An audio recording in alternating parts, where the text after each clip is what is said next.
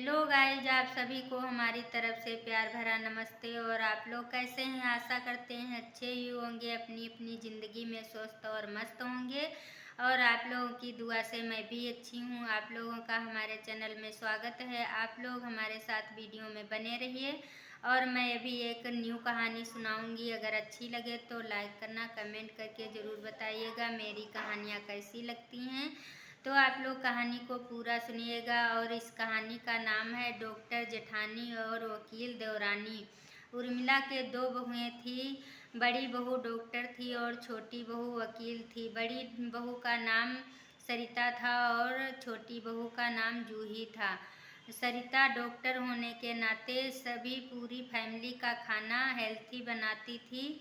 और यह सब जूही को बिल्कुल भी पसंद नहीं था, क्योंकि जूही चटपटा और बाहर का खाना खाना ज़्यादा पसंद करती थी। जब कुछ दिन ऐसे ही चलता रहा, इसके बाद में एक दिन जूही कहने लगी, जिठानी जी, आपका बनाया हुआ खाना मुझे बिल्कुल भी पसंद नहीं है और मैं अपने लिए खुद ही खाना बना लेती हूँ। तो सरिता कहने लगी, नहीं, अब खाना दोबारा नहीं बनेगा, जो बन गया वही खाना होगा। और वह रोज डेली सत्तू का शरबत भी बनाती थी, क्योंकि ये भी हेल्थी होता है।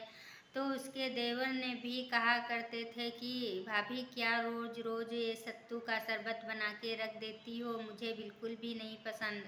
लेकिन उनके घर वाले कुछ भी नहीं बोलते थे, चुपचाप वही खाना खाया करते थे। तो सरिता कहने लगी, देवर जी, आपकी स्वास्थ्य तो वैसे वैसे भी नहीं ठीक है, और तुम यही खाओ जो हम आपको खाने के लिए देती हूँ। उसके देवर ने कुछ नहीं बोला और चुपचाप सत्तू का शरबत पी लिया।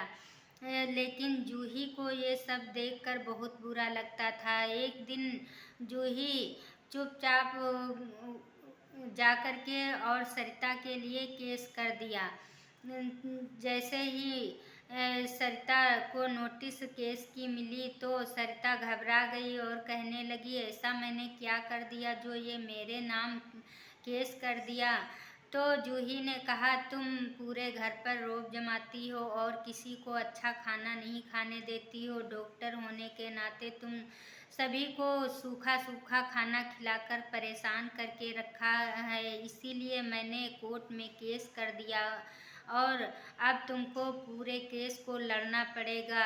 सरिता ने बिल्कुल भी नहीं घबराया और कहने लगी, मैं अभी कोर्ट को जाती हूँ और अपने केस के बारे में लड़ूंगी। जैसे ही सरिता कोर्ट को गई तो जूही भी वहाँ थी और कहने लगी, जूही जूही मैडम, मैंने क्या ऐसा बुरा किया है जो तुमने मुझ पर केस कर दिया। तो उसने कहा, चलिए, हम कुछ नहीं कहेंगे और आपको जो कहना है वो कटघरे में आकर कहिए।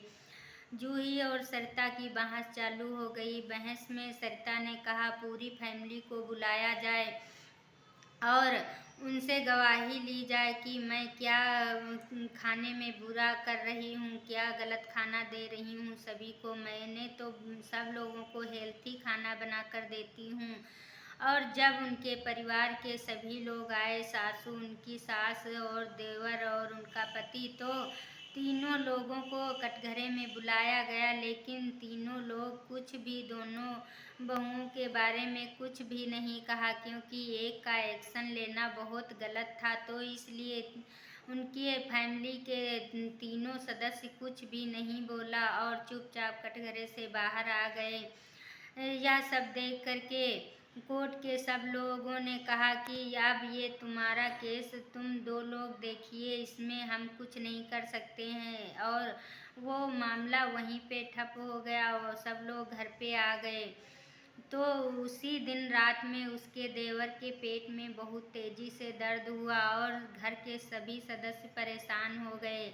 लेकिन सरिता को इस बात का बिल्कुल भी पता नहीं चला, क्योंकि इधर जूही ने तो केस करके रखा, लेकिन वो सरिता डॉक्टर तो है। इधर जो कुछ हुआ है उसके कारण से किसी ने सरिता को कुछ भी नहीं बताया। जब सुबह हुई तो सरिता को पता चला। तो सरिता ने अपनी सासू माँ से कहने लगी, क्या हुआ माँ जी? तो सासू माँ ने कहा, क्या बताएं, आज रमेश के पेट में रात में दर्द हुई थी और ये 4 घंटे तक तिलमिलाता रहा। सरिता तुरंत जाकर रमेश के शरीर का चेकअप किया और उसकी जांच कर उसकी इलाज किया और जांच दोनों को अपने देवर और देवरानी को दे दिया। एक बार सरिता ने कहा, लेकिन भैया तुम खाने में क्या खाए थे? इसके बाद सरिता ने कहा, सॉरी, मैं खाने के लिए तो कुछ भी नहीं बोलूँगी और जो भी खाए हो वो ठीक है। यह सब देखकर उसकी देवरानी जूही को बहुत अफसोस हुआ और अपनी गलती का एहसास हुआ।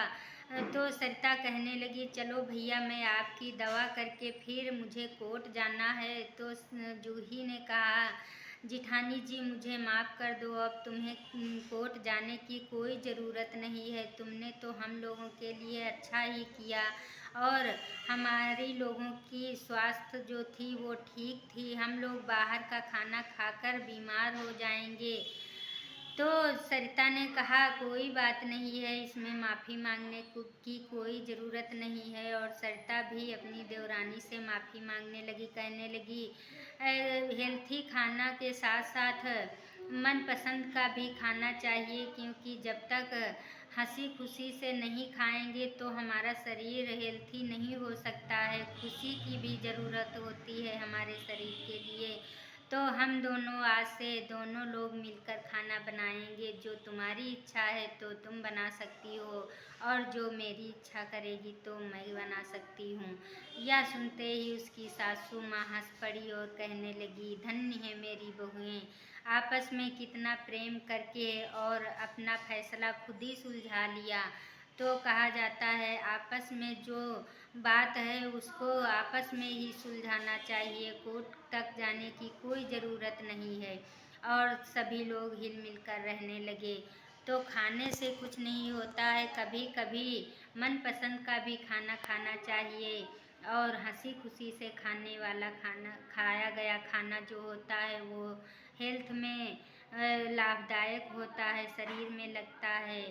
तो आज की कहानी मेरी कैसी लगी आप लोग कमेंट करके ज़रूर बताएंगे। अच्छी लगे तो लाइक करना, कमेंट करना और तब तक के लिए बाय बाय।